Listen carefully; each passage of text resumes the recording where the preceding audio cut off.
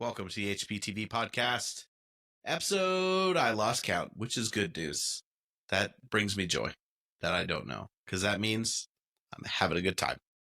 I'm Mitchell Marshall, even though my name tag says HPTV Podcast because I forgot to change it. And I'm here with Jamie and Esteban. Hola. We're going to kind of update everything that we know. We got some new news this week that's actually worth addressing, but we just want to reset and be like, where are we at with the TV series that we're excited to hopefully come in a year and a half? That filming should begin on in a couple of months, which means I'm surprised there's not been more leaks. Like, more and more staff have to be being hired where it's going to be harder to keep the secrets of production. And like we don't know who the production designer is. We don't know who is, I guess we know who the casting director is, but there's so many questions still to be answered. You just gotta wonder with some of that stuff, are they using the same castle? Have they already locked that down to go and film there? I figured, we'd have some leaks of something, costumes or it's very interesting because it's not far off at all if they're gonna really start filming in the summertime. That's not far off. Well, and I think they should build a full-size studio-ready castle for films this time. None of these miniatures. We got drones. We don't need the fake stuff anymore. No more studios. No, I'm kidding. Control, though. It is a lot. Yeah. And where do I apply for this? I could be a PA on this show. It's on my overground route. Okay. I really should have thought of this a long time ago. Just go start hanging out down there and just make yourself useful. Start wrapping up some cords or something. I'm just going to see people who look rich getting out of their cars and be like, can I carry that for you? And then hopefully it's somebody important at some point, When you do that, can you please have someone film it? That would be a great TikTok, I think. Yeah. If it went well, just trying to get but a job. Also the rejection would be hilarious. Yeah. I could use a little more rejection in my life. That's not true. I was going to say. Who says that? By the way, this is what I wore for Halloween. It is not a pajama top, and I am not a Disney adult, okay? I just want to clarify. I was just going to say, I have that exact same shirt, but it's because our whole family did the Incredibles as a family Halloween costume a few years back. So I have one. We'll both wear them next time we can be twinsies. There's only so many places you can wear this. Halloween, sleeping, and Disney World, Well, let's jump into everything we know so far about the Harry Potter TV series coming to HBO and Max in 2027. We got official confirmation, not necessarily from Warner Brothers, but I think the official thing came from did it come from J.K. Rowling's website or something? The official indication of 6 I think actors. It was just released over all their official things, but that's where I saw everyone's got it up. They did a press release or something. So wait, 2020, are we sure it's not coming out until 2027 now? I don't think that's been 100%, but it's kind of been I think that's the vibe. That's the vibe now. It was the global streaming chief, I'm guessing from HBO, mentioned a push to 2027 at some point, but I don't know if that's ever been confirmed. I think Casey Bloys, also, who's the head of everything at Warner, said something like, we're expecting more 2027 for the timeline. But, it doesn't make a huge difference because it was either going to kind of be a fall premiere or now it'll probably be a spring premiere. I don't know if we're really swinging more than a few months. But we had the 6 actors confirmed, 4 of which were ones that had leaked or been... I'd call it a leak because really legit sources had called them. And then we have 2 new actors, which we'll talk about. But again, John Lithgow, Janet McTeer, Papa Essiedu, and Nick Frost, all confirmed. And again, these are one thing they've emphasized in all the press releases is that this is going to be a more book accurate representation. And maybe that means more of plot and story. And all of these castings are very accurate other than Papa Essiedu, who again, don't care what race he is. I don't care if some races change because I think for many characters doesn't affect things. The original series, based on, J.K. Rowling's thoughts of a 90s British boarding school, were very white. Let's mix it up. but now we're going to deal with Snape, and the question is, are they going to change the race of other characters in a way that might be less of an issue, or are they going to address race as the bullying coming from different sides and the negative stereotypes that are going to be applied to Snape that are going to be applied differently because he's a different race? We don't know, but that seems to be the only sticking point of official news thus far. Yeah, I think that's only the negative people have thought, and I think everyone's kind of assuming all the worst case scenarios. But I like to think that they'll handle it tactfully. So we're just gonna have to see. I mean, they've casted them. We're going with it, and I think it'll be fun. I'm worried. I'm worried in so many ways. I'm worried they don't. Like, either they just throw them in there and it's not addressed whatsoever, but then there's just like the implications to like the audience of like what's going on underneath it all. But I'm also worried that that's going to become a focal point, and then that's not a faithful adaptation, because that's not the issue that's being addressed in the books. I mean, in some ways, things like that are being addressed in the books. So I'm iffy about it, but everyone else is so on point with the book. And I'm guessing he just came in and he like blew them away. He's an amazing actor. He's gonna be great as Snape, but it just sucks that Harry, you're a racist. But I have hope. My hope is what Steven said. James is black. Harry's mixed, which could be fine. Yeah, which could work out. Again, that will take away from the show, because then that becomes too big of a part of the conversation. But yes. I don't want to ignore diversity just to make sure that there's not conversation around the wrong things. But we want the show to succeed in every way, and that's where it shouldn't matter. And I'm sure he'll do a great job. And it is going to be a fine line, because it's hard, because we aren't the ones who can really speak to whether they either ignore it and don't address it enough, or they address it so much that it transforms the story. We can speak to, now this is changing the narrative a bit, but we can't speak to a black person's experience for a black person to say, I don't feel represented, or I feel negatively represented, or now they're ignoring that which would mix with his past story. We'll see how it changes, because like everything else is so accurate, but nothing else would have affected the interaction and the storyline and the possible race of Harry and James and Lily, and then the inner dynamics that really are affected by this. And again, well, there've been some really good posts on this, though. Sorry, it's just around kind of like the JK actually included a lot of really good stuff when it comes to prejudice and people thinking less of Muggles or Muggle-borns and squibs and all of that, right? There's ways and stuff with the goblins and the elves even. And so it was interesting, because as you think about it, she really approached a lot of that just from a different angle. So rather than taking like the real topics that we're dealing with, in real life, it was kind of like, hey, here's the same stuff from a different lens and from the perspective of someone like Harry, who it's not his fault that these things exist, but it's a world he's part of. And like, what can he do to kind of counteract some of those measures? And so so that's my only fear, right, is that whether intentional or not, it's going to become a sticking point, and there's going to be assumptions about, why certain characters are acting certain ways or other characters, and it's based on race, rather than kind of coming at it from a different angle, which is what J.K. did so well in the books. So that's, I don't know. It's hard, because, like you said, so much of it relies on the perception of the viewers and kind of where the conversation goes online and stuff, and that's impossible to control. Well, like what you're saying, Stephen, it's like a sneaky way of teaching kids about these big things, like we were I'm finally just watching Andor. Like, I know, like, and the new season's about to come out. Hey, I waited till the new season's about to come.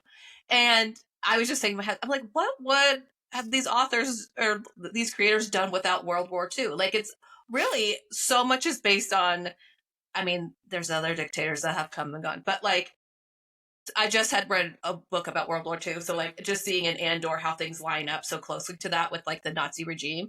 But in Harry Potter too, there's really these similar themes, and it's like kind of a sneaky way of teaching kids about this stuff. And if this is addressed, it's just going to be much more direct in some way. But it also is like, it just makes me really worry about the character of James, because there's just such a big character moment for Harry where he's like coming to terms with who his father is, but also learning that his father changed and his father made mistakes.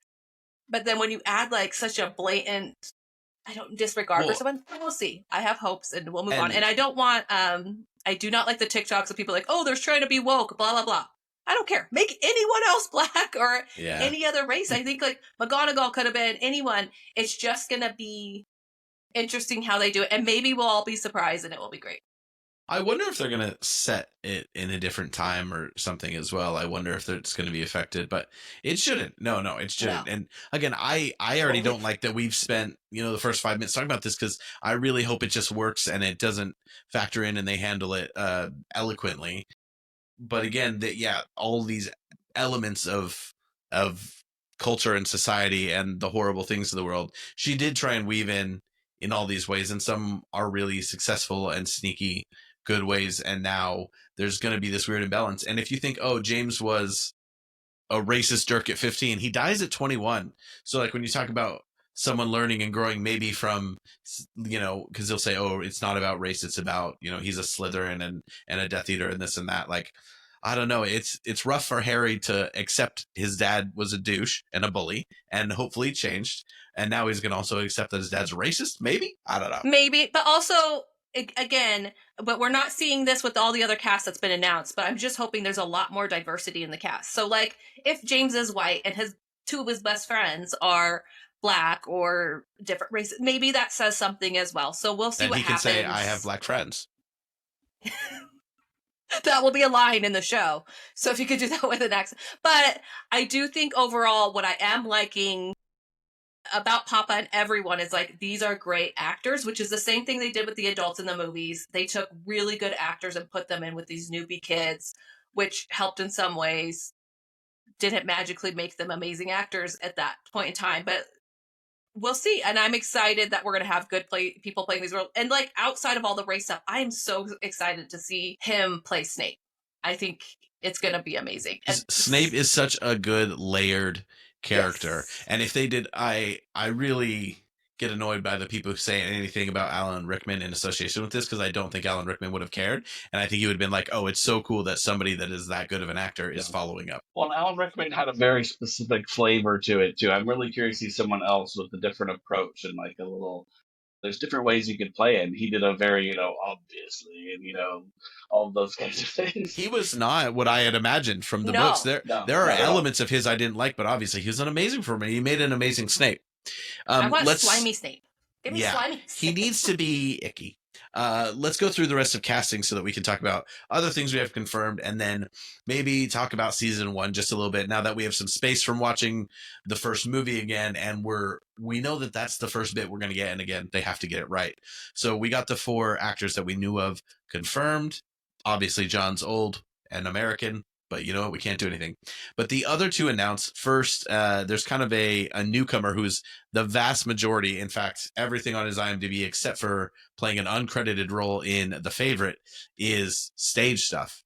I'm actually frustrated because I almost went and saw Leopoldstadt and Patriots, which are West End plays he was in. It's hard when you're choosing between a play and a musical. I usually pick the musical, but really well-reviewed West End stuff. So you have a classically trained theater actor. And it's interesting. We said Quirrell could be a big actor because he's only coming in for 1 season. So I thought, someone will take the time. But they've gone with someone who is really interesting and proven. And again, Quirrell gets really short-footed in the movie. And I think even in the book, there was more to explore with why this insecure guy lets Voldemort into his life and almost, starts to help bring down the wizarding world, as it were. And looks-wise, he looks like he could be an insecure British school teacher. I mean, I like both of them. I think it'll be really good. It's interesting just that just of the adults. I mean, I know Quirrell was another big one. Filch, as I know, is there through the whole series, but it seems like such a minor character almost to have kind of be one of the first 6. But I mean, if they felt that guy embodied Filch, then they're running with it. But he'll do a good Quirrell. It'll be nice. It'll be. It's really interesting because, like you said, there is so much of that weakness that you see in, I think, Peter Pettigrew as well, just kind of like that need to kind of latch on to somebody else stronger. And it's interesting that, that literally happens with Voldemort. And so it'll be kind of cool to see how that kind of comes through, because this is really, how 1 season is his chance to kind of play a whole arc for this character and be done. I just find it interesting, and I wonder if this is a sign that they've had a difficult time casting. I think this guy will do great, and I'm glad they got like a good character actor to play Quirrell. But I really feel, just from thinking as like a producer and as, you know, HBO, I feel like they wanted a bigger name in that role to draw people in, and I don't think they could get it for some reason. Who knows? Maybe it's like the JK controversy, maybe it's the money, maybe, I don't know, a lot of things. So I just find that very interesting, and I'm wondering if there's been issues around getting people to fill some of these roles, and that's why things are being pushed back and it's taken a little bit longer to get casting announced and established. But I'm happy with the pick.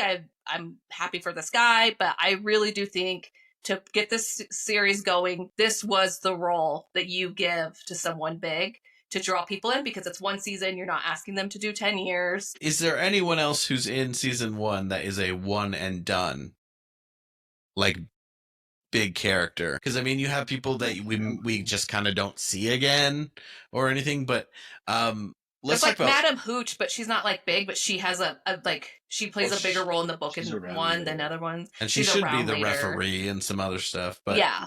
So this Luke Thelen, I Googled him, and one of the first things is thing you should know about him. And this is from graziadaily.co.uk, which is surely trustworthy. And it's just important that you guys know he's from London. He's 29 and a Pisces. So.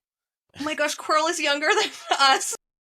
Oh, no. I feel so old right now. All right.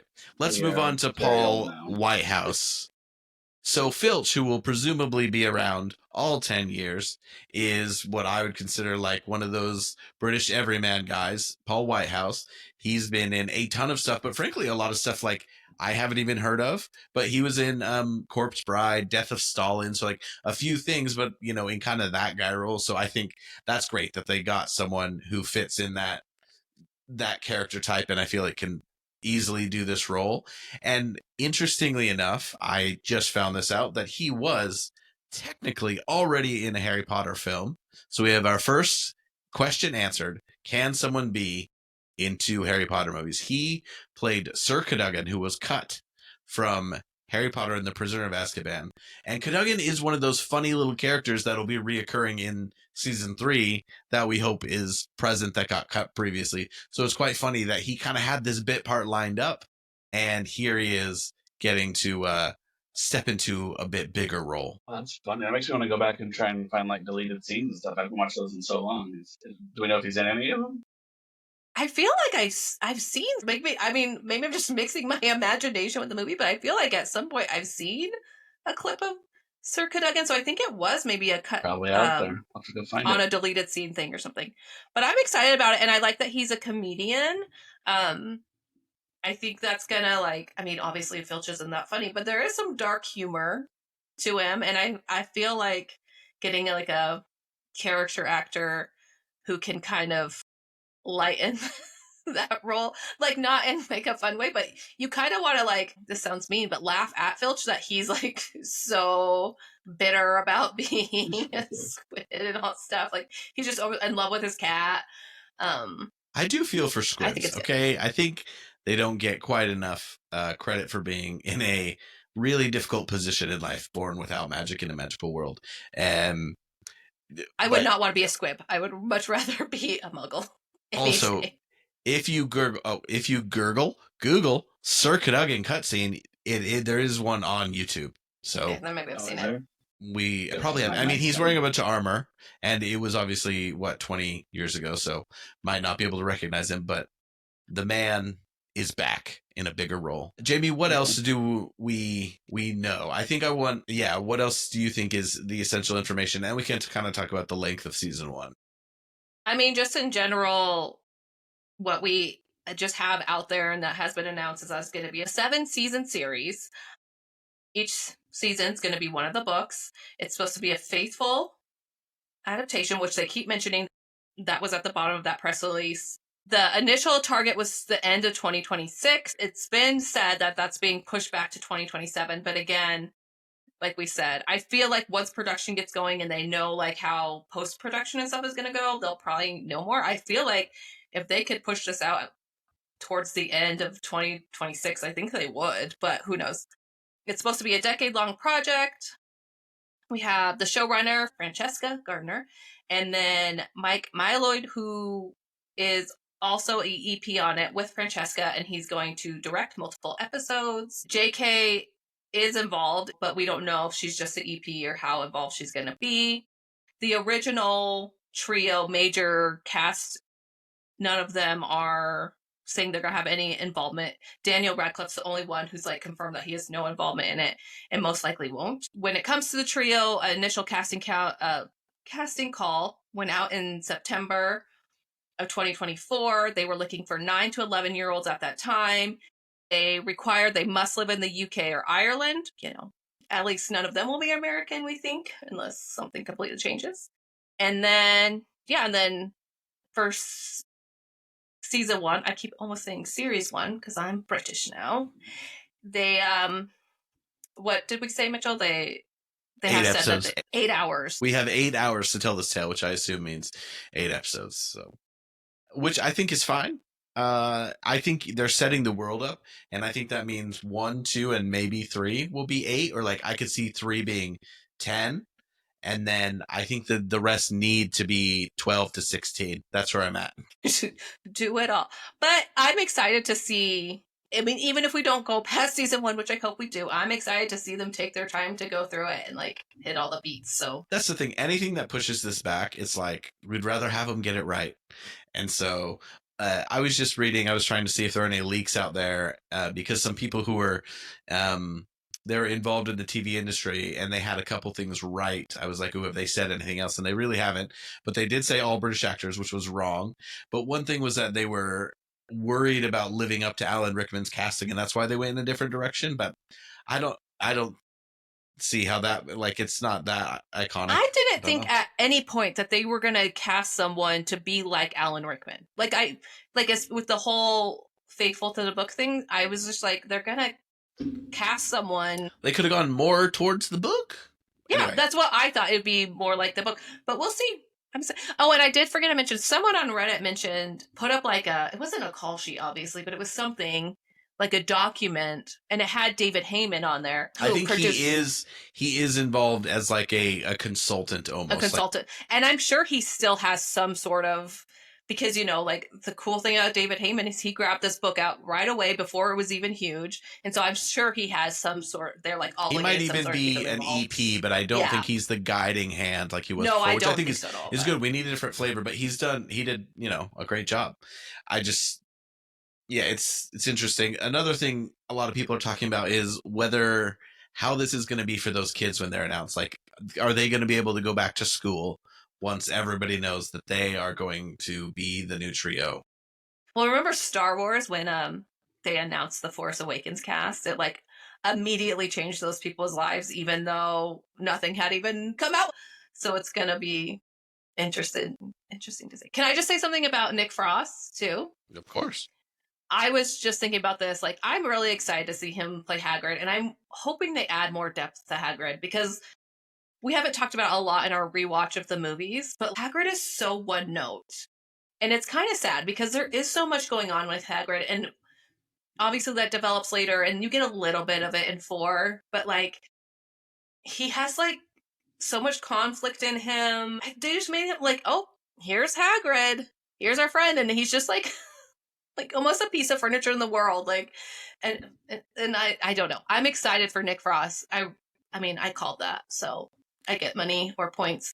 Well, I think, Hagrid in the movie, he's funny and then he's kind of sad, but he's quite immature. He almost seems not like an adult, which in the books that's there a little bit. He's a different type, but he's not a fatherly presence to Harry. He's much more of like a big brother. He guides him and protects him in a lot of ways, but he is complex. I think that is what's so interesting is even if the actors who did a great job, there's generally always going to be more to explore, more three-dimensionality to give these people and everything. And that's not like anything on Robbie. Like, they just didn't give him much to work with. So I'm excited to see like things like that developed. And I hope in this first season with these 8 episodes, they really, they develop those characters. So when more people are introduced, we can develop them and onward and forward. So we care when they die. Okay. okay. When we talk about the length of seasons, I think 8 hours, when they did an okay job of putting in a movie, is actually really long, maybe too long. But that means they can really establish these characters. They can really spend time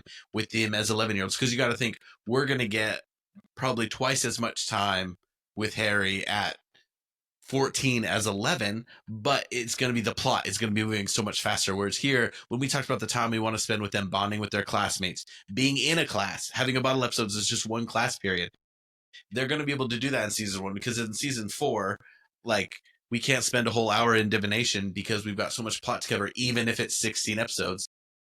I mean, maybe not, but when you think the traditional TV season was 22 and 13 were generally the two sizes of television season, now we're getting lots of 4 to 8 to 10. 10 is on the long side now. I'm watching The Pit and it's 15, and I'm like, wow, it's like network all over again. But it's just, it's going to be, they're going to really get to use those 8 hours. Well, yeah, and like future books, like I said, there's so much plot, there's so much action happening. Like there's battles that go on, right? You look at book 5, 6, and 7. There's these huge battles and all of that. And book 4 has the cemetery scene, and 7. Book 3 has the set piece in the Shrieking Shack and all of that. And so book 1 is really like time to discover the world, and like you said, kind of feel what it's like to be in Hogwarts and experience, a magical education. I keep thinking, because I know we're focused on the main trio, but you have those other ones who have a lot of screen time and who are important later, like other kids. So you think of like Neville, hopefully Luna we get to see in season 1. Fred and George, Ginny is in season 1 for a hot Well, you minute, want to see Luna in season 1. She's not at Hogwarts. We could see her in That's season true. 2. That is true. Season 2. We'll make note. But Neville, and even Oliver Wood. So like, there's a lot of these characters that are going to be really cool to see. I think I'm really curious what they're going through, how they live life in the castle. What they're going to do with Neville, Dean, Seamus, Lavender, and Pavarti, because we know those are the people in Harry, Ron, and Hermione's year at Hogwarts. Technically, those should be the other people that they're spending a lot of time with, and at times they have little moments in the books, but they don't really have their own storylines apart from a couple of key moments. It'll be interesting if we spend time really getting to know the trio in year 1, if those characters get developed in a way where then when they pop in for their bigger storylines, it's like, oh, we know this person. We really have this, because they don't have much depth in the books at all. If anything, we've always said when you do the math of how many students are actually at Hogwarts, it's, the Great Hall wouldn't be that full, I don't think. And how few friends that they have, I don't know. Anyway. Those tables and the movies get longer and shorter, longer and shorter. Well, I was just thinking with Quirrell and Filch are such... Filch is such a minor character that I'm like, oh, it's going to be interesting when they announce Nearly Headless Nick. And when they announce, there are these characters that just have a pretty big introduction here that then will pop up at other moments. Like, well, the Weasleys, period. Important. All the Weasleys. Yeah. I don't think they'll, I think they'll just introduce Molly and the kids. I don't even know if Jenny would be introduced. I mean, she's technically in the first book for a second. But I am interested because, like, you see Molly for a second, and then later on she has much bigger roles. So it's like, are they going to get someone who's going to... But I will say for Molly is that she never has... I don't think she has any books where she would be there. She'd kind of either be at the beginning or the end, and she'd pop in at Christmas, which I think... Oh, I'm excited to have a long season and feel like that, not that it needs to be the traditional British Christmas episode, but where you're like, oh, we're at Christmas, like we've been already through so much, and now we're Christmas, because then that usually starts going into like our real climax action and everything. So it'll be cool if we see Mrs. Weasley before and then we see her at Christmas, it's going to feel really good. But yeah, they could get someone bigger. I feel like the rumors we've seen for her have been quite character actory, so it's going to be interesting because Nick Frost and John Lithgow are pretty big names, but the other ones, they're not really. Nope. But they will be now, hopefully. Yeah.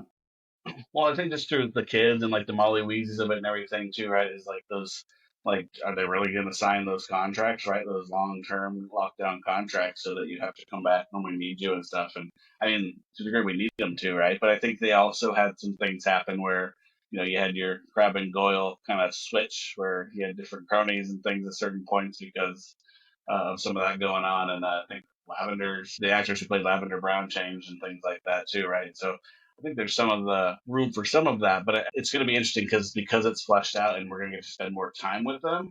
Like, it's not as easy to be like, oh, there's just that brunette in the background, that's Lavender Brown in book 1, and then in book 5 and 6 she has more of a prominent role. So yeah, they're gonna have to pick an actress. They're gonna have to hold on to that, sign a contract so she'll be around longer.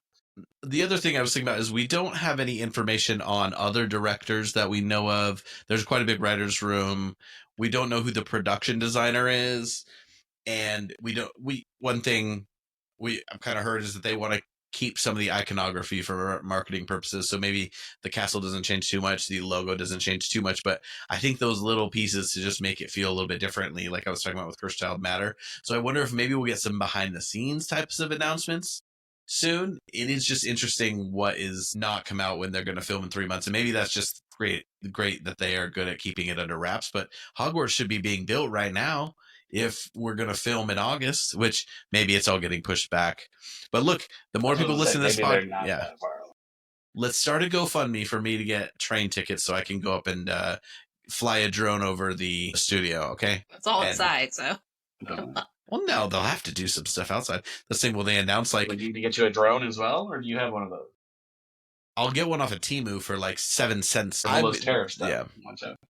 Well, if they do film like any exteriors at any real castles, which I kind of want them to do, but also kind of don't, because then they won't do it in the next movie and it won't look the same. They can't announce anything because people will lose their minds and try and go wherever they're shooting and everything. Sure, they'll just get swarmed.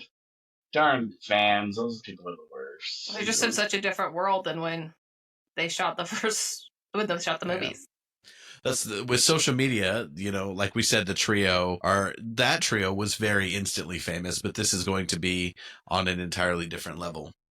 Well, it's just you're not as protected as those kids talked about. Still to this day, Emma Watson is like harassed and all this stuff. But I feel like you could protect them a little bit more. But now, like social media, everyone has a camera on them, all that kind of stuff. It's going to be interesting, and hopefully people respect that with children.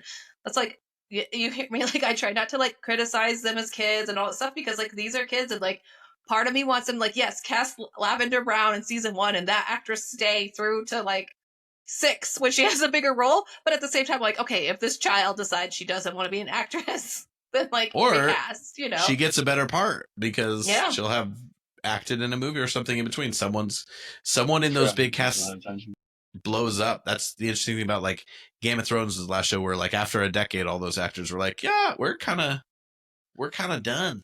And that's when the trio is announced. It's big news, but like we don't need to dissect that in the same way, because they're not going to have, they might have an acting history to some degree, but it's more like, oh, this is exciting that we have our trio.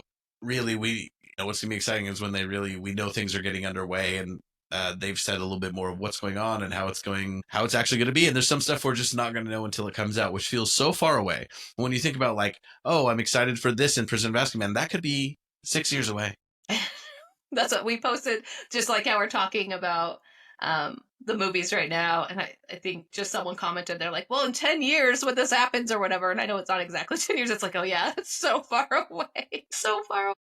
But we are going to be the only podcast that can say we're going to be when this series comes to an end. We're the only podcast that's going to be able to say, you know what?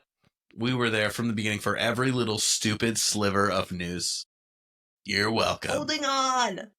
And then we're going to sound really dumb when it all comes out and people go back to our first conversations. Like, well, that didn't happen. Yeah. But I still, I think in that first episode, I think all three of us said that we just really want consistency. And that's still my hope, is like that whatever the production design is, it stays consistent. Whatever, if you're going to sepia one season, sepia them all. But I just want consistency all around, because just rewatching the movies, it's like they just feel so different from each other. And obviously that's part of having different directors and stuff. But I just want it to feel cohesive, like when I'm reading the book. So you keep that kind of theme throughout. I was saying, it's funny you mentioned sepia, because when I just remember that about the first movie, they're like, I thought it was more colorful. I guess I didn't understand I don't know, Britishness back then. That was just kind of the more the glum style, even the Tarkov architecture, a lot of that, it's a lot of stone and a lot of browns. So I remember seeing that first movie and being like, why is everything so dingy and stuff? And thinking it'd be more colorful and expecting some of that. And so that'll be, again, just thinking about production design and some of those things is which route are they going to go with it?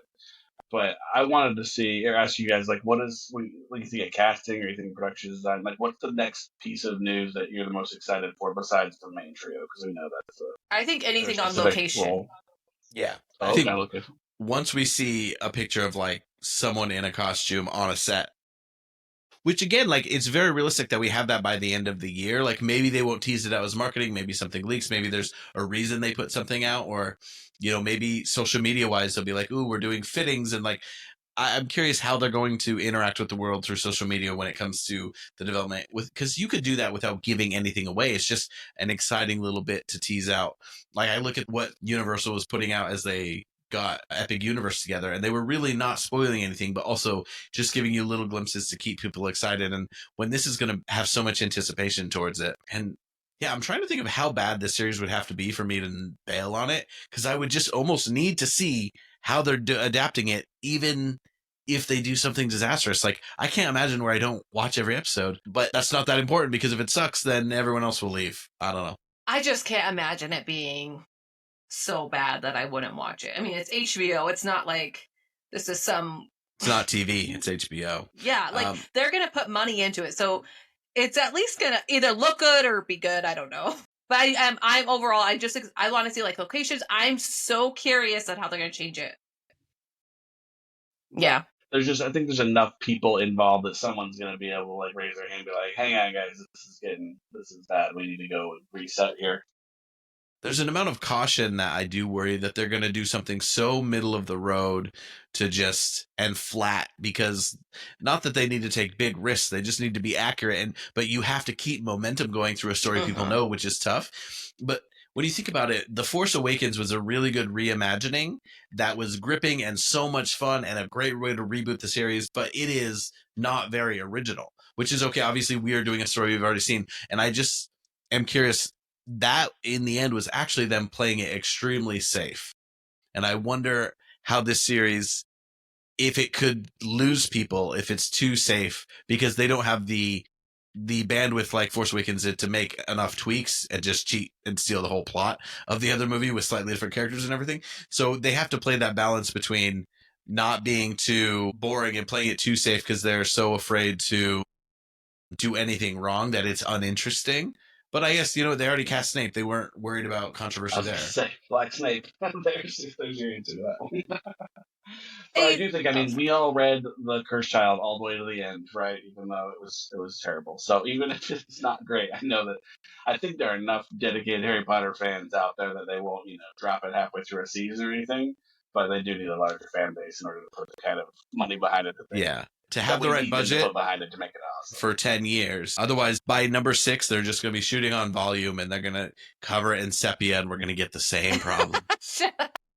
I've done my part. I have 2 kids fully brainwashed. They will watch anything Harry Potter that comes out. So the other 2 are getting older, and it's about their turn. So I'm going to have 4. You all need to do your part and make sure you're adding. Mine's baking in the oven right now. I haven't decided when I want my kids to start. I think soonish, but I don't know.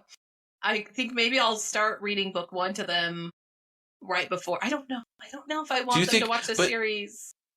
My daughter's only 6. You've seen the movies, though? Your kids have seen the movies? Well, Jesse's seen 1 and 2. Amelie's seen part because our sister Shauna showed her, which I don't even know. It was like 4 or something. I'm still mad about this. She's not allowed to watch the movie. If Harry Potter's on, Amelie will leave the room because she knows she's not allowed to watch it. Because I don't want those people being in her head. Now, I like the idea of their first thing being, well, obviously it should be the books, but if she's 8 years old when the series comes out, like that's probably the right age to be watching Sorcerer's Stone. You'll let her watch it, or you will make her read it first. So book first no matter what, but I don't know if I'm going to try to get her as much through the series as possible before the TV series comes out, or if we'll like read book 1, watch season 1, and then but that would be stretched out. I don't know. We're just going to have to wait and see. See, I tried to like pace my kids too, right? And even we have the rule of you got to finish the book and then you can watch the movie, which, your husband ruined for Julia. And Tommy too, I think we were out there and Tommy saw I think it was also the book or the sex movie. But, Nothing. I did not let them see the end. I cut them off. But once they got to like where they could read enough on like well enough on their own, like they just flew through those books. There was no slowing them down. So since we each have like 12 copies of the books in our house, they're gonna find one and they're gonna read it. Well, and I just that's cool because I mean they're excited about it, but at the same time, well, it's like I don't like already something. Sometimes I'm like, wait, did that happen in the movie or did that happen in the book? Like, unless I'm like, I mean, I'm listening to these books on constantly all the time, and I'm like, oh yeah, like I remember things that happened in the book, or I'll watch the movie and I'm like, oh, I forgot that they did that, and so it's like jumbled in my brain, and I don't necessarily want that for my kids, but it's gonna happen. I can't protect them from everything, you know. Just like my kids can watch whatever. Like I don't know, we show my kids a lot of things, but not Harry Potter. My daughter's like, oh, like you're watching Harry Squid Potter? Game, but they can't watch Harry Potter. Does Amelie understand why she said she's... Well, I know she knows it's not bad because you're obsessed with it, but she knows, oh, I'm supposed to wait for this. Yes. I just don't want her to be spoiled. I don't want to... I've told her, like, I don't want you knowing what happens before you read the book because it's going to take some of the excitement out of it. But I do want to start off by reading, like, at least book 1 to them and then moving on from there, but we'll see. But overall, I am really interested to see how they handle the IP, how similar it's going to be to the movies with the look. Because even just them opening Epic, that's Umbridge, is in the ride at Epic Universe. Like, well, it's like they just built this massive, recreation of the Ministry of Magic. So is the Ministry of Magic going to be different when they finally see it in, the 5th season? You know what I'm saying? Like, they can't change it too much because it was like billions of dollars and stuff, Or at what point do they still have use that to use that as an excuse to do a facelift at the parks or something? You know what I mean? So that part I'm really curious to see. Like, how different can they make it? If you can have 3 Spider-Men in one movie. Okay, I really do think they could have 2 different set designs exist at the same time, and people would be able to know the difference. It's important to note that they have recently announced the Universal Great Britain Park. And there is not a Harry Potter land. Now, there's a couple of lands that they're like, probably Lord of the Rings, which it could be amazing. I'm so excited if there's a Lord of the Rings. I have a plan for it, and if it's any worse than my plan, then they can all burn in hell. But there's not a Harry Potter, and I think it's either one of 2 things. Either they're still working on the rights and how that would work, because they are trying not to step on the movie studio tour, which is... Those things could coexist, I'm telling you. Or I think it could be its own second gate and literally just be the Wizarding World of Harry Potter as a full theme park. And I've already got a plan, so please, Comcast... call me. I got you. It's really interesting because Warner Brothers obviously does the Harry Potter movies. They own the rights in that way, but Comcast actually owns the theme park rights. I mean, Warner Brothers owns more overall, but it's interesting that Comcast is probably like, ooh, we wish we had this for Peacock. But anyway, I digress. There's not going to be Harry Potter in the new park, so it's not like we'll see the TV series reflected in the new park, but I am hopeful that it's gate number 2, all of its own. I don't think it's likely. I think they're holding it back, which is interesting because what we have right now is 2 duplications in America and then 1 duplication in Asia. Anyway, I digress. That like we don't know how this will come to light or if they're going to have to keep things looking the same, which turns me off a bit. I wish they would. There's so much room to be more quirky and more book fun. Yeah, it's going to be interesting. That's interesting to think about, though. If they did a whole park of just Harry Potter, like what would they? The lands being stuff. Well, you already got 3. You've got... I just think Hogwarts should be a full-size castle, its own hotel with different elements that interact with the park. It's like an in-the-park hotel, which exists in like 5 or 6 of the biggest theme parks anymore, including Epic Universe now. And then you have the forest could be its own area. The Quidditch pitch could be its own area. Hogsmeade, Diagon Alley, I guess Paris, that's a little weird, but I think that there's enough space, even just in the Hogwarts ecosystem, to have the vast majority of its own gate, especially compared to like when you see what like Hollywood Studios MGM at the time opened with, or the second gate at Disneyland Paris, like those opened with almost nothing. So even if you only had, say, 8 rides. Also, for some reason, theme parks have kind of given up on the basic flat rides. Like, give me a Quidditch Dumbo. I'll ride that thing. Like, we could keep it basic with some of the things, and then you do some crazy stuff around it. I just think there's enough opportunity. I've got enough ideas. I should be an Imagineer. How far is that? Yeah, that Universal Park they're going to build. How far is that from you?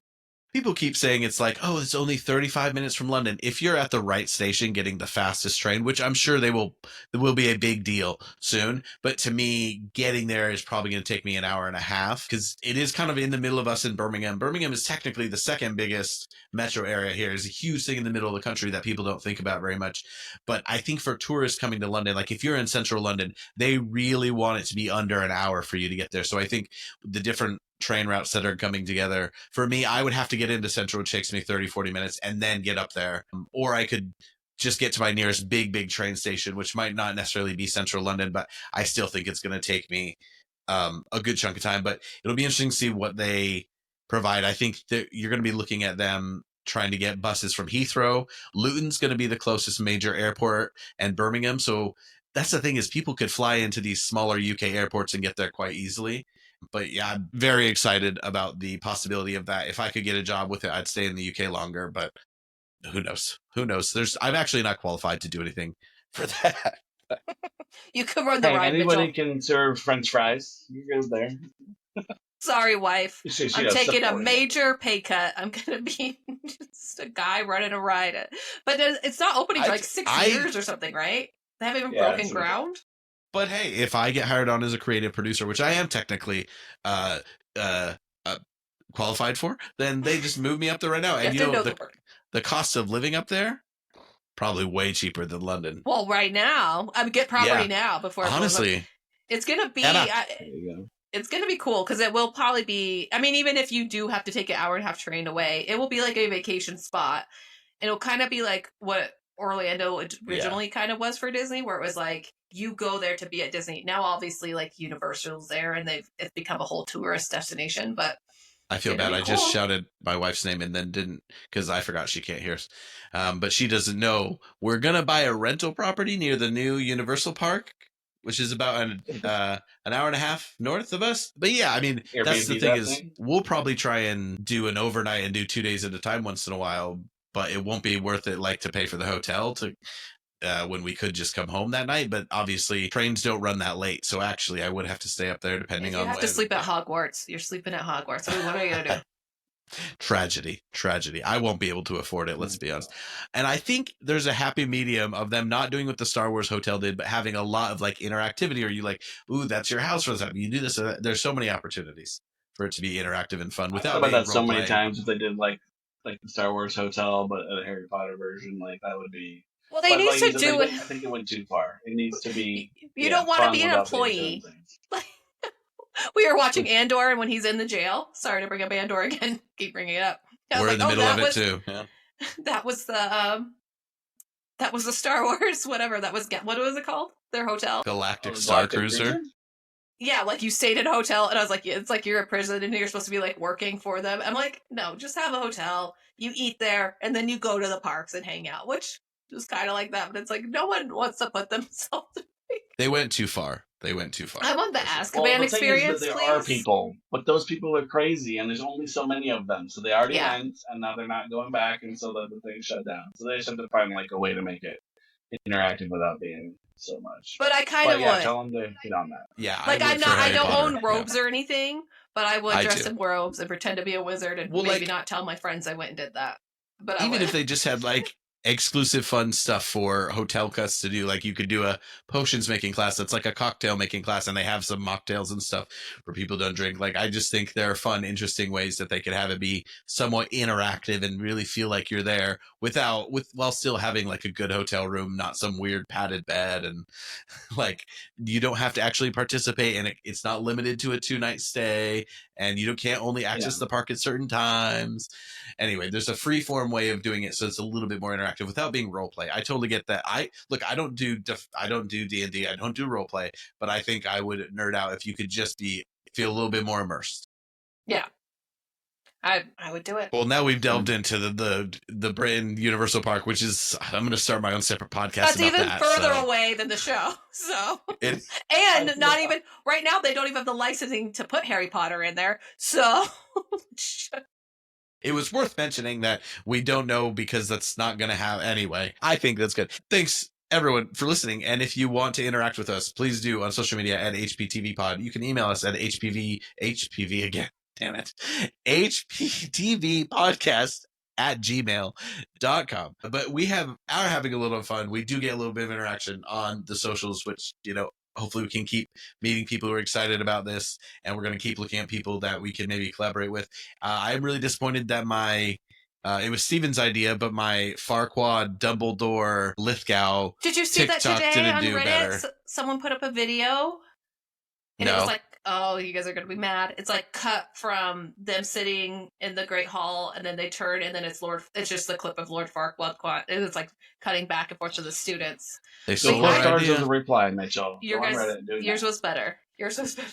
That was like our worst performing TikTok. It was. Wow. I got a really good kick out of it. So the rest of you can go.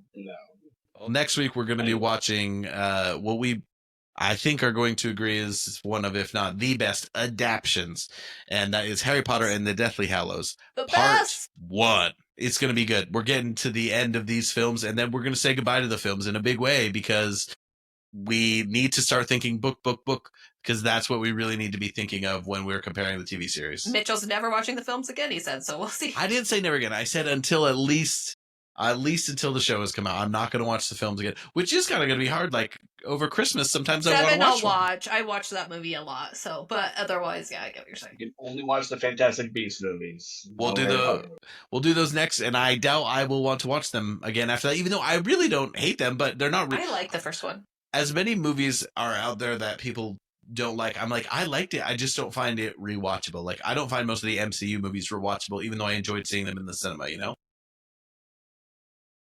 The cinema. Sure. I'm in England. All right. Thanks for listening. Peace out, snitches. What was wrong with my tone, Steven?